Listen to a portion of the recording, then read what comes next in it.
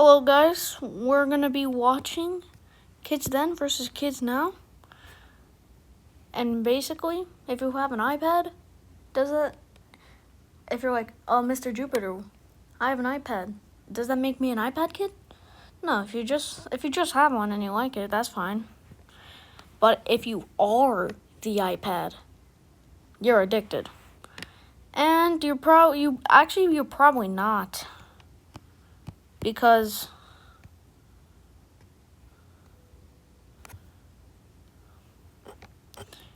Toy Story 5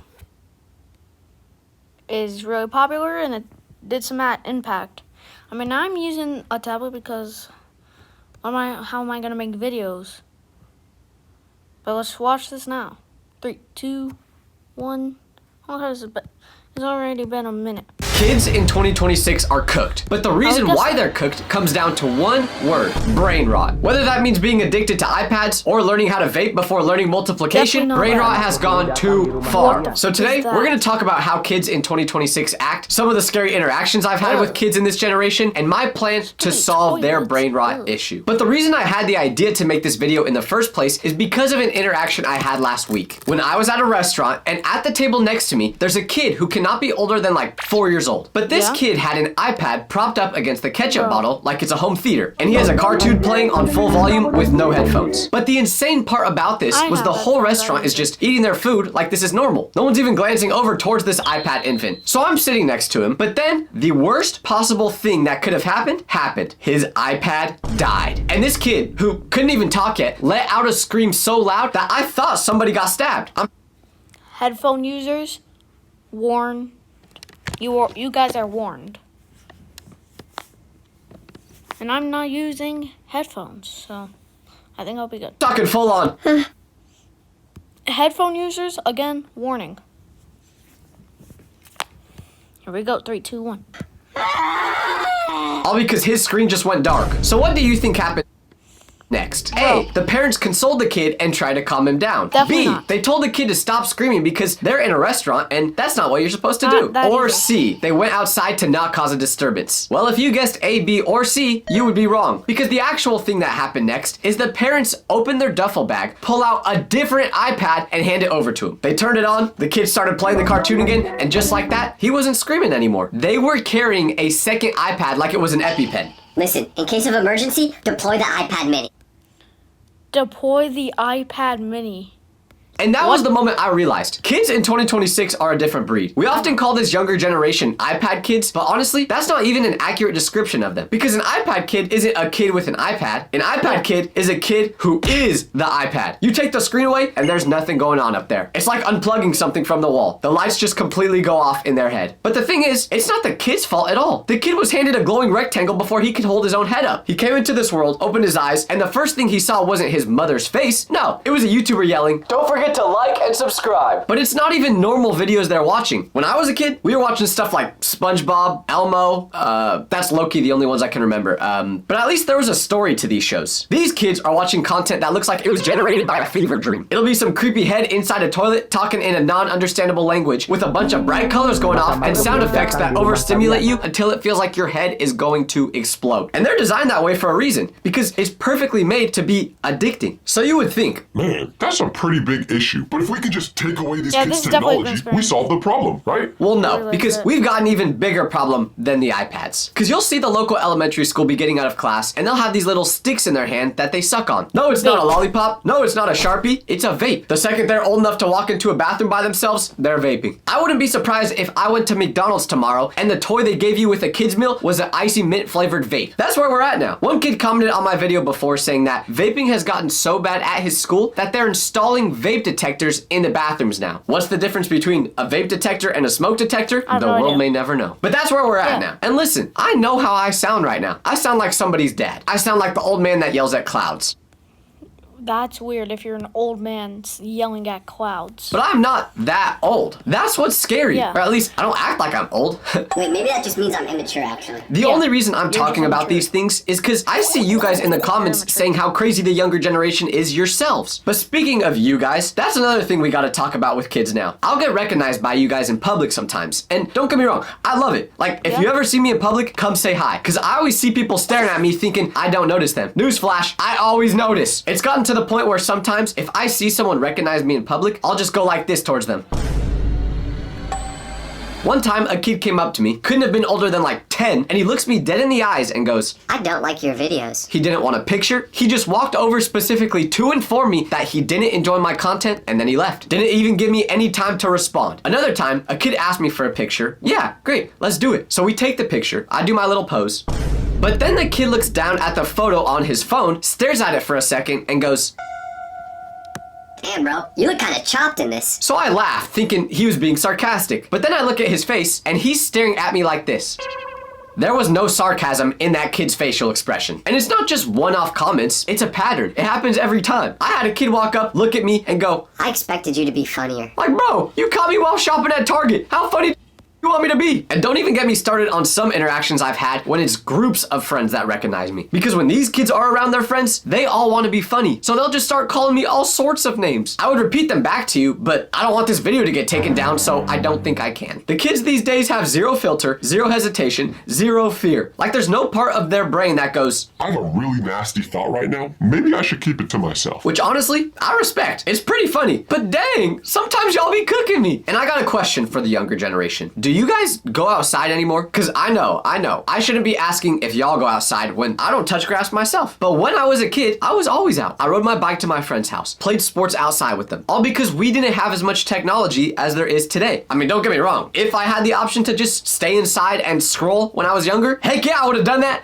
But we didn't have that option. But the reason I'm asking if kids go outside these days is because I cannot remember the last time I saw a kid riding a bike outside. It's like seeing your neighbors taking their groceries. It just doesn't happen as far as I know, because I've never seen it. The streets are empty. The only kid I've seen near a bike recently was the one I accidentally bumped into with my car last week. And before you freak out, he's fine. I was only going like 15 miles per hour, so he just bounced off the car and got up, mostly. That was the first kid I'd seen outside in forever. That's how rare it is. All the adults these days are always saying, I'm so glad I grew up before social media was invented because we actually played outside. But to all the adults who say that, all I have to say is, stop talking. Like, let's be real. We act like we're grateful that we didn't have technology at such a young age, but I would have loved to doom scroll at 7 years old. But we're just lying to ourselves saying otherwise. You think I went outside by choice when I was younger? There was just literally nothing else to do because my parents put a limit on my screen time. 30 minutes and they'd come unplug it and send me outside. And I thought I was the most oppressed child on earth. Now, I will pick up my phone to scroll through just a couple videos, but then I'll blink and it's been 30 minutes already. Does time literally go by faster for kids now? Like when you're a child, days and years feel longer and they speed up as you get older. But if you're just on your phone the whole day at 6 years old, Is life just on 2 times speed from birth? anyways, this is the part of the video where I'm really gonna sound like an unk. Because let me tell you about an interaction I had the other day with a kid that broke my brain. I'm at the mall, and there's a kid in a stroller. This is literally a baby. This is a child who cannot form a sentence, cannot tell you his name, has maybe 4 teeth. He's basically me from 5 years ago. But he has a phone in his hand. Not a toy phone, a real phone. That wasn't even the main issue though. We've already discussed how it's crazy for babies to have phones, but at this point, we're used to it. The wild part is that I got curious thinking, okay, if a baby has a phone, what could they possibly be doing on it? Maybe he's risen up the other babies he knows, I don't know. So I leaned over to peek at his screen, and what I'm about to tell you I saw on that screen will either make complete sense to you, or you will think, what the heck are you talking about, Tyler? Because what I saw on his phone was a video of a man, an animated man, but this man didn't have a body. It was just a floating head, and this head was inside a toilet doing these weird, creepy movements with his mouth. Now, for those of you who have no idea what this is, you're like me. But I'm sure a lot of you were able to figure out that what this Boss Baby kid was watching was Skibbity Toilet. I'm pretty sure I lost 5 brain cells just by saying that name, but I didn't even know what that was at the time. So I go home and look it up like a detective. I didn't even know what to look up. I'm searching all sorts of things like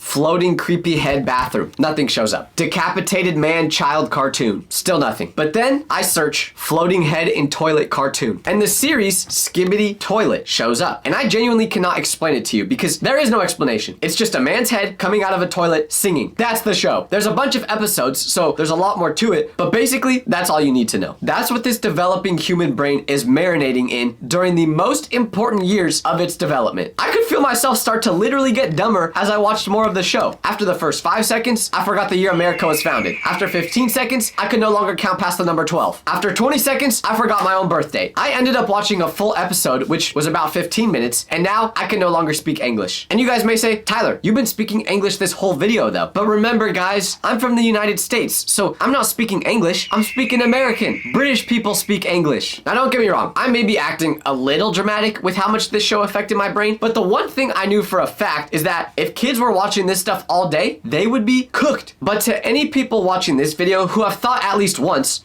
You know, I'm kind of the person that he's describing. don't worry, I'm guilty too, because I myself have a phone addiction. Like, I cannot put it down. Like, seriously, I'm literally scrolling through TikTok as I'm filming this video. That's right, everybody. Surprise, I'm a hypocrite. My addiction is bad. Like, I'll physically take my phone, walk it to another room, set it down, and tell myself I'm not gonna use it for 30 minutes. But after about 3 minutes, I'm sitting there thinking, this is boring. I would much rather be scrolling through my phone right now. But if somehow I still don't go check it, I'll think, you know what, I need to get my phone because what if someone texted me? And I'll use that as an excuse to go grab my phone. I've got about one actual friend and we text once every maybe 3 months, so I know nobody's texting me. Nobody ever texts me. But I'll go get my phone, start watching some random video about how crayons are made, and just like that, another 2 hours has passed. I'm not even the one controlling my body. It's literally sleepwalking. The addiction is driving and I'm just a passenger. Now think about that. Have you ever realized there's a huge difference between a problem and a future problem? No. For example, if my room is messy, that's a problem. But Yeah. if I just walk out of the room and close the door, Also, guys, sorry for not talking. that's now a future problem. If I Yes. get a text I don't want to answer, future problem. Yes. If I need to do laundry, future problem. Yes. If I should probably schedule a doctor's appointment, future problem. The issue is that eventually all these future problems become current All of these are current and future problems. problems at the exact same time. And that's why I actually like using ZocDoc. Today's video. See, available off one of your future problems. Yeah, we're not Now gonna back to watch the video. a full ad.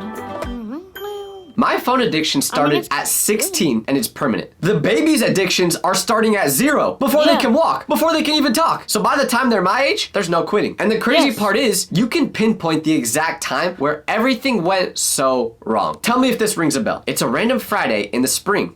Okay. Birds are chirping when you're in class, but out of nowhere, an announcement goes off over the intercom. And what Yeah. this announcement says changes the whole course of your life. Attention students, due to the coronavirus outbreak, there will be no in-person school next week. We will be fully virtual. Newsflash, we never went back in person. That's the Yes. moment where everything changed. Because when that happened, people stopped leaving the house. But what we didn't realize is that most of us would just never leave the house even after it ended. We learned to be inside for COVID, and that just became our life. Believe it or not, before COVID, I went outside all the time. I had no phone addiction. I had a good social life. But after, I could barely form 2 sentences without saying, in between every word. I 100% blame this So he's event. like this. He's like, hi,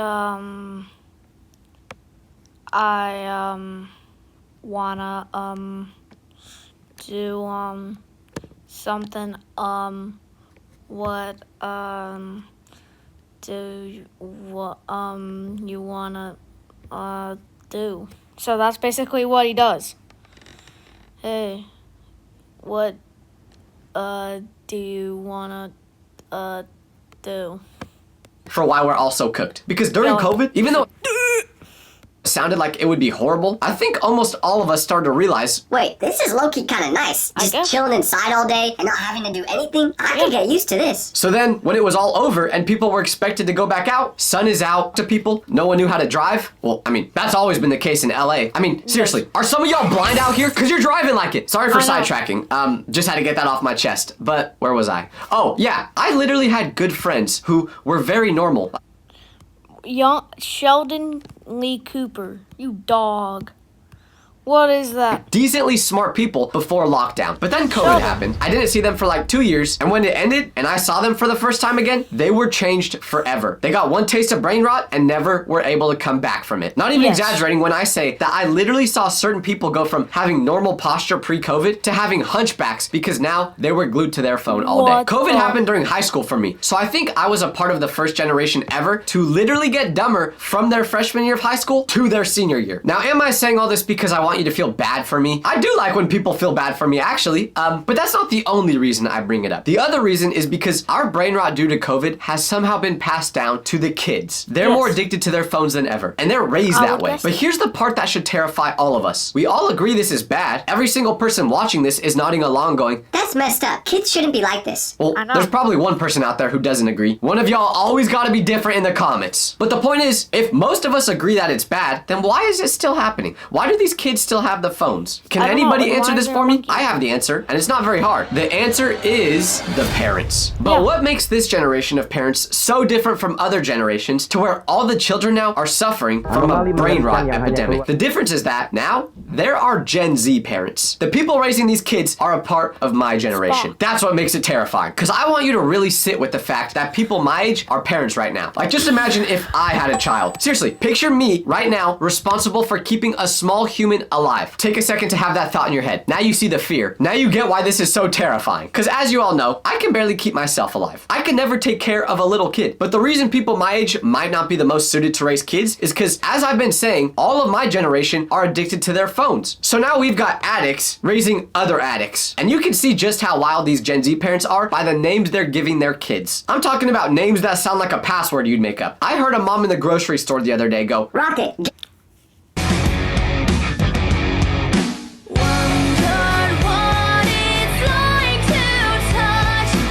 Hey, I'm here to meet your...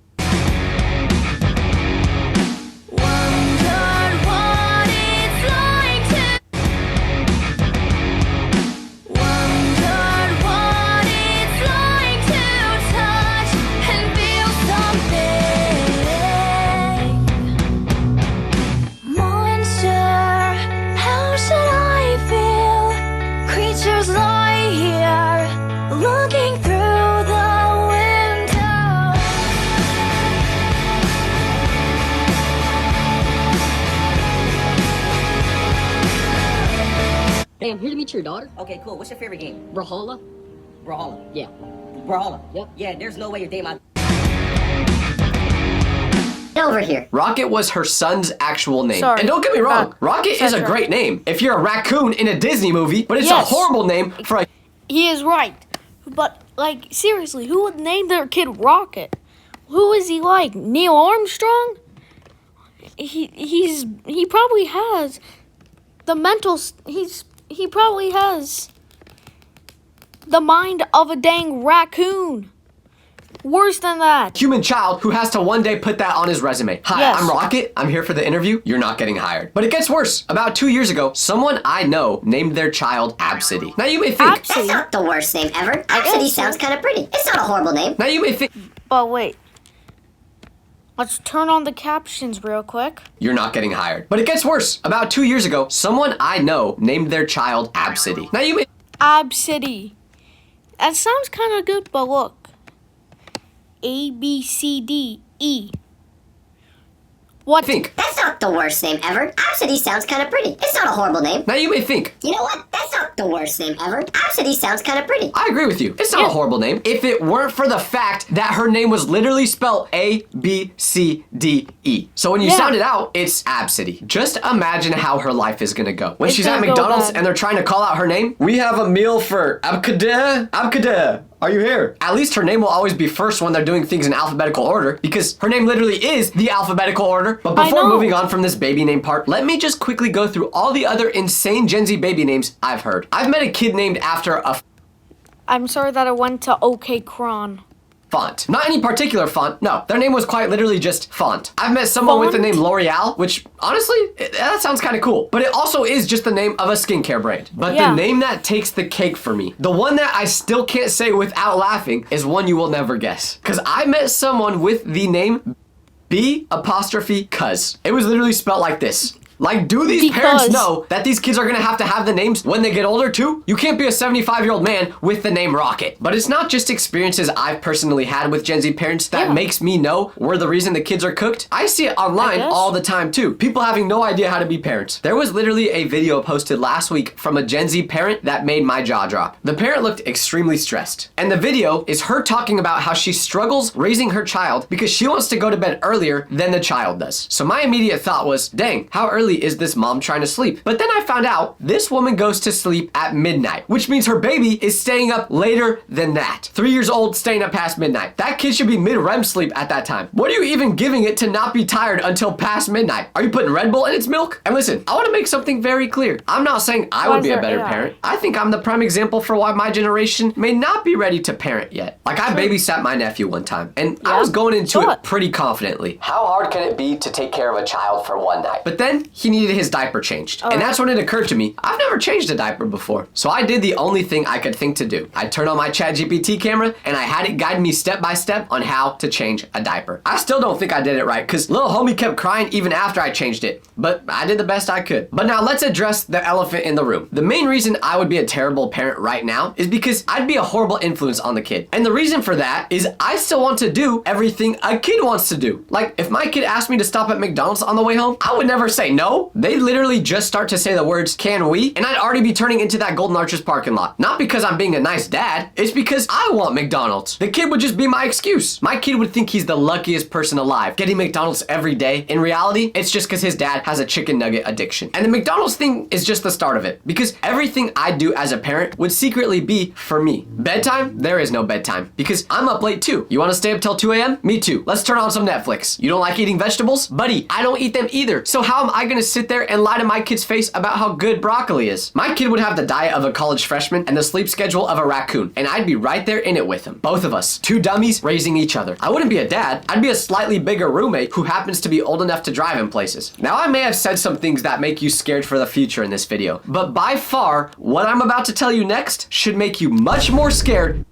Well, what is it? than anything I've said before. Because here's the situation. AI is getting good, like scary good, really fast. Every few months, it can do something new that it couldn't do before. And if you've seen any movie ever, you know how this goes. At some point, the robots get too smart, they decide they don't need us anymore, and they take over the world. And since AI is getting really good right now, I'd probably give us about 20 years before they fully try to take over the whole world. So when that day comes, when the machines rise up and humanity has to make its final stand, who's defending us? Who's on the front lines? These kids. They will be taken on the super intelligent robot army. Picture it. The fate of the human race is on the line, and our greatest soldier is a 16-year-old whose only experience in fighting is in GTA servers, and he's up against the Terminator. Our only hope is that the robots just feel bad for us. Hopefully they'll see how cooked we are without them taking over and just spare us. I know I won't be spared in the fight against robots, unfortunately. I mean, if you could see some of the things I've said to my ChatGPT robot, you would want me arrested for emotional abuse. And you would hope that there would at least be some super genius kids that come out. Hello, this is Sheldon Cooper. This younger generation. Usually, when kids are growing up and you ask what they want to be when they get older, they say things like astronaut, doctor, professional athlete. Now, they all say they want to be a YouTuber, which I don't understand. Who would ever want to be a YouTuber? Like, that's the most dumb career ever. Okay, no, obviously, I'm joking, guys. I see why people want to be YouTubers. It's one of the coolest jobs in the world. If you ever see a content creator complaining about how this career is so hard or how it's harder than a real job and people who aren't creators just don't understand it, don't believe them. I've never had a real job. As a Gen Alpha, I don't want to be associated with them.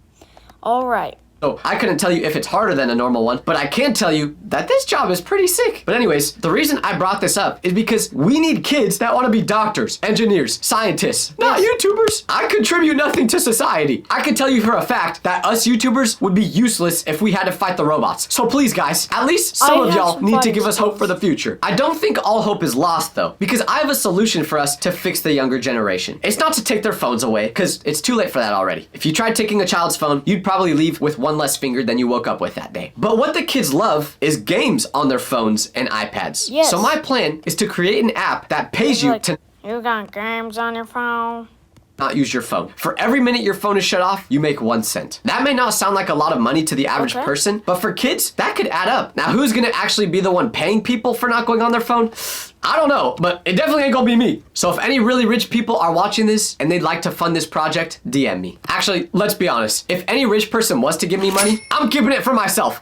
Yes. making that app. So I guess this generation is just gonna be cooked. Now that was the end of the video. I'll see you guys tomorrow. Maybe. Goodbye.